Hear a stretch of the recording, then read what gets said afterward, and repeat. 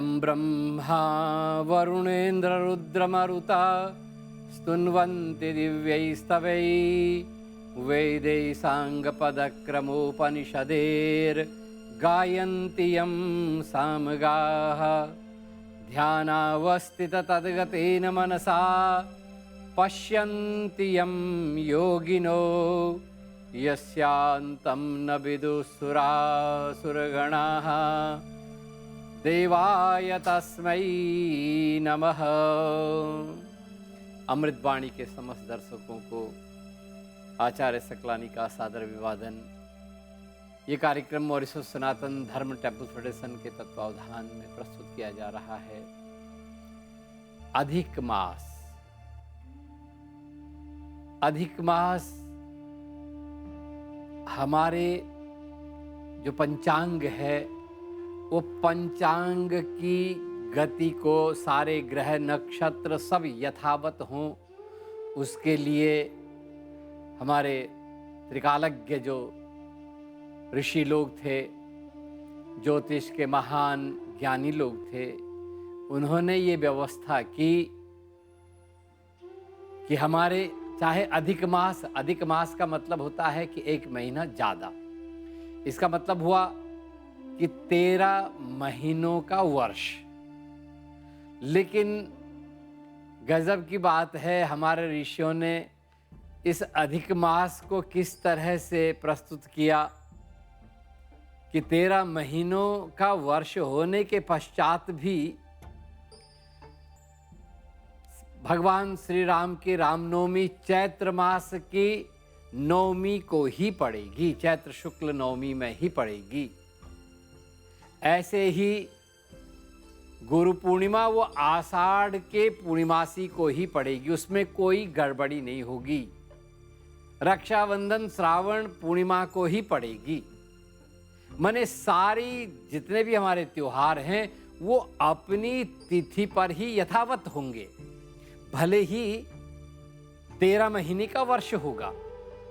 ये हमारे क्रांति दृष्टा ऋषि लोग जो थे, ये उन्होंने जो काल गणना की और पूरे इस सिस्टम को सही करने के लिए अधिक मास को उन्होंने प्रस्तुत किया। और हमारे जो ऋषि लोग हैं, जो कर्मकांड के महारथी हैं, फिर उन्होंने व्यवस्था दी कि जब अधिक मास है तो हमको अधिक मास में क्या करना चाहिए, क्या नहीं करना चाहिए। जितने भी काम्य कर्म हैं वो सभी किए जा सकते हैं। अधिक मास का एक दूसरा नाम पुरुषोत्तम मास भी है। और ये अधिक मास जो है हर तीसरे वर्ष में प्रस्तुत होता है। 32 महीना और कुछ दिनों के पश्चात जो है अधिक मास होता है। जबकि मल मास तो 133 वर्षों के पश्चात आता है। ये हमारी जो काल गणना है। तो अधिक मास को एक दूसरा नाम दिया पुरुषोत्तम मास। और पुरुषोत्तम कौन है? श्रीमन भगवान नारायण। तो कहा, हमारे कर्मकांड के आचार्यों ने, ऋषियों ने कहा कि ये अधिक मास जब आपके पास आया है तो ये आपके लिए बहुत लाभकारी है। मतलब ये आपके लिए एक इंटरेस्ट है। ये 12 महीने का वर्ष न हो करके 13 महीने का वर्ष है, तो ये एक महीना आपके लिए इंटरेस्ट है। क्या करने के लिए? अपने ज्ञान का वर्धन करने के लिए, अपनी भक्ति को मजबूत करने के लिए, वैराग्य को स्फुटित करने के लिए। और ये महीना है पुरुषोत्तम मास। इस मास में यदि व्यक्ति भगवान की उपासना करता है तो उसको अधिक फल की प्राप्ति होती है, ऐसा कहा गया है।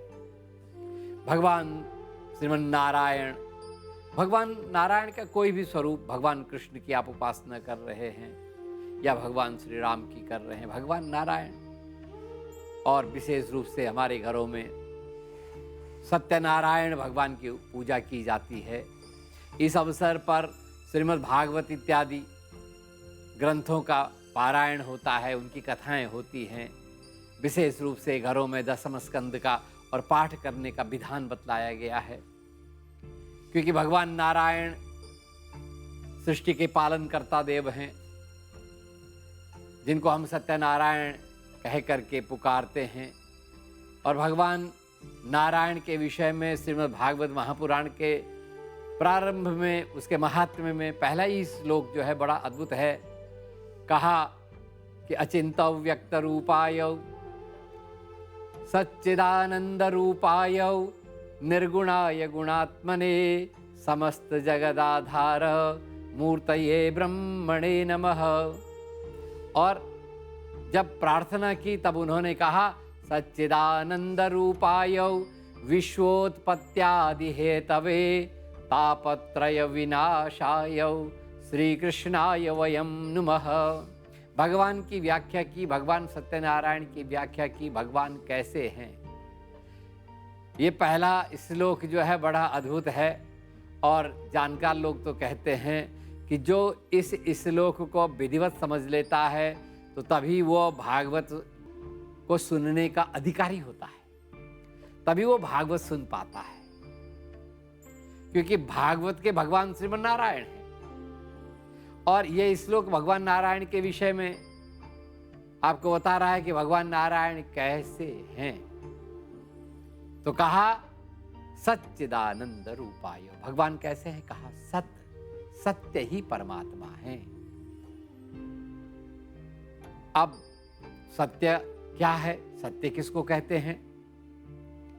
हम सत्यनारायण भगवान की कथा सुनते हैं ना, सत्यनारायण भगवान की कथा के महात्म्य में भी और एक बहुत अद्भुत बात ऋषि कहते हैं कि जो सत्यनारायण भगवान का व्रत करता है, यदि वो गरीब है तो धनवान हो जाता है, बंधन में फंसा है तो बंधन से मुक्त हो जाता है, यदि वो डरा हुआ है तो निर्भय हो जाता है। और आखिर में कहा सत्यमेव न संशय दरिद्रो लभते वित्तम बद्धो मुच्येत बंधनात् भीतो भयान प्रमुच्येत सत्यमेव न संशय। ऐसे कहा कि जो भगवान सत्यनारायण का व्रत करते हैं, अगर गरीब है तो धनवान हो जाते हैं, क्योंकि सामान्य व्यक्ति ठीक नहीं समझ पाता है। पहले हमको इस चीज को समझने के लिए सत्य को समझना होगा। सत्य कहते किसको हैं? तो जो क्रांति दृष्टा ऋषि लोग हैं उन्होंने हमको समझाया कि सत्य किसको कहते हैं।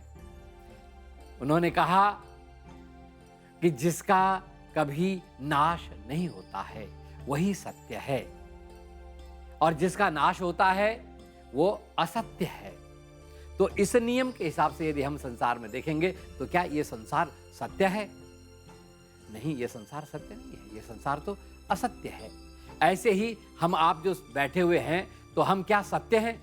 नहीं, हम भी सत्य नहीं हैं, क्योंकि हमारा भी नाश होना, जिसका नाश होना है वो असत्य है। सत्य तो वही है जिसका नाश नहीं होता है, और एकमात्र परमात्मा ही सत्य है, क्योंकि परमात्मा का नाश नहीं होता है।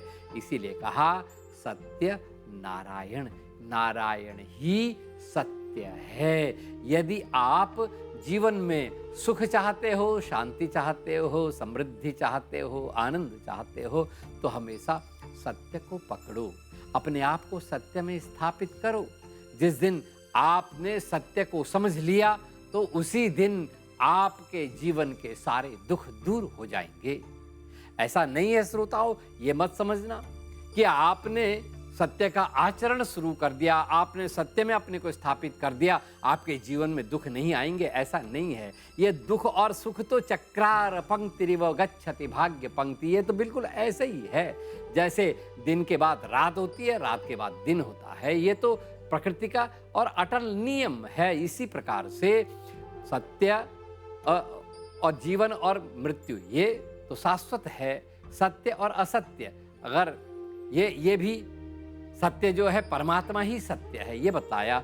ये संसार असत्य है क्योंकि संसार नाशवान है, जिसका नाश होता है वो असत्य है। यदि आप सुख चाहते हो तो कहा अपने आप को सत्य में स्थापित करो, और जिन्होंने सत्य को स्थापित कर दिया तो वो वास्तविकता से परिचय उनको हो गया। अगर दुख आता भी है तब भी वो जानते हैं कि ये तो बहुत समय तक रहने वाला नहीं है, क्योंकि दुख के पश्चात तो क्या आने वाला है, सुख आने वाला है। इसलिए सत्य में स्थापित हो जाओ। नारायण ही सत्य है, परमात्मा ही सत्य है। इस विषय को जानने के लिए अधिक मास का उपयोग करना हमारे ऋषियों ने हमको समझाया कि आप अधिक मास में सत्संग करो, सत्य को पहचानोगे तो आप अधिक मास का लाभ उठा पाओगे।